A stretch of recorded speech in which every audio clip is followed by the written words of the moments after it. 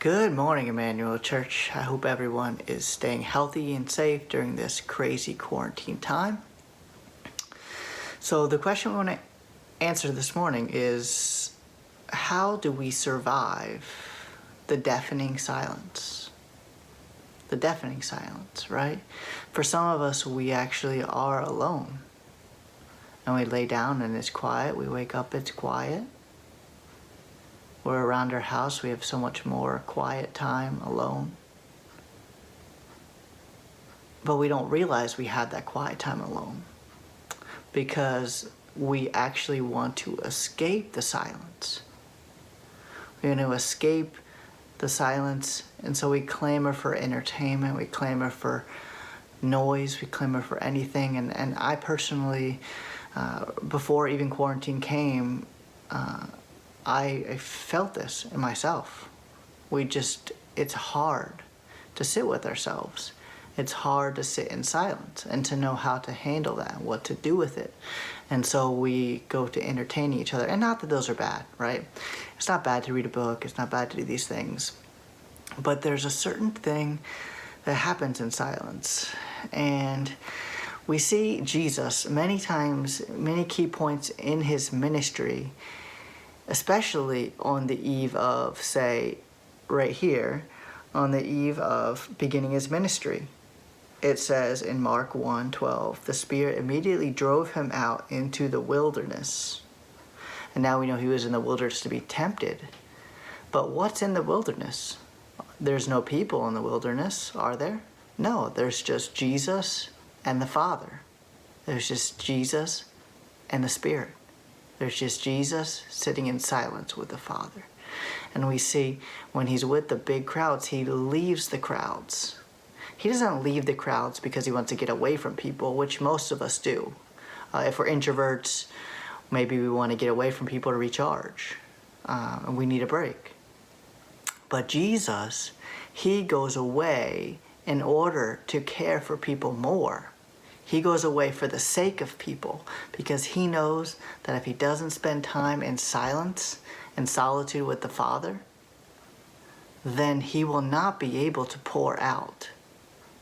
See, an empty cup has nothing to give. And so we must redeem the silence. We must spend time with the Father in silence. Now, try it. This is going to be really hard for some of you and for me and for all of us, just to sit, because our minds are going to start racing. After a while, we're going to start getting angst and anger, and these things are going to rise up. But if we listen and we hear and we listen to what our emotions are saying and our feelings, because that's where the Spirit dwells, we can hear what the Spirit's saying. We open up the Word and we say, God, why am I feeling this way? God, why is this here? Because practically in our bodies, we're feeling what we don't believe. Not that saying it's always right, but maybe there's something that God's teaching us there. So would you be able to redeem the silence? Would you be able to go into this week, this time of quarantine, setting aside your own needs to occupy yourself, but setting aside your time with the Lord in silence? Just meditating, just praying, just listening. So then we listen to the Lord. We're able to very, very clearly hear him. Then we can also clearly hear others.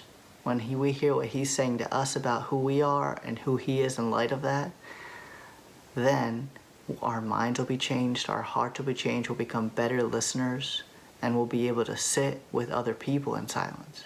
Not always needing to give an answer, because we know our Father is there in the silence. We know our Father is wherever we are, wherever we go, he is there. He is already in tomorrow. None of this took him by surprise.